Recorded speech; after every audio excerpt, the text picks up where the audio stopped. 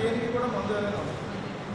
అలాగే కొన్ని రూల్స్ ఉంటాయి, అంటే రూల్స్ అంటే ఫుల్ లోపల షుగర్ ఉన్నాడు, షుగర్ ఫుల్ ఉంటుంది, డాక్టర్ చెప్తే కట్ చేసి చేయాలంటారు. మనం ఏం చేస్తాం, దాన్ని లీచ్ అని ఉంటుంది. లీచ్ తెలుసు కదా, జల ఏం చేస్తుందంటే జలకున్న గుణం బాడీలో చెడు రక్తానికి దాన్ని ఇస్తాం. మనం మంచి ఎలా తింటామో చెడు తింటుంది, చెడు తీసుకుంటుంది. అది ఆ ఊండ్ అనేది, ఆ చెడు అనేది అది ఎనస్థీసియా ఇస్తుందండి. లీచుకున్న గొప్పదనం ఏంటంటే కొన్ని కెమికల్స్ రిలీజ్ చేస్తే అది పెయిన్ ఉంటుంది.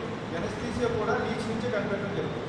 అది పెయిన్ లేకుండా అది తీసుకోవడం జరుగుతుంది. ఇది న్యాచురల్గా తగ్గేది. ఇప్పుడు వెరికొని నేర్చు ఉన్నాయి, రక్తంలో లాగ్ అవుతాయి. ఈ సర్జరీ చేస్తే ఒకసారి తీస్తే మళ్ళీ రిపీట్ అవుతుంది. దాన్ని సర్జరీ లేకుండా చేసేది లీచ్. ఇలా కొన్ని ప్రక్రియలు ఆల్టర్నేటివ్ మెథడ్స్ ఉపయోగించి చేయడం అనేది జరుగుతుంది. దీనివల్ల శరీరానికి జీవో కూడా సైడ్ ఎఫెక్ట్ ఉంటుంది.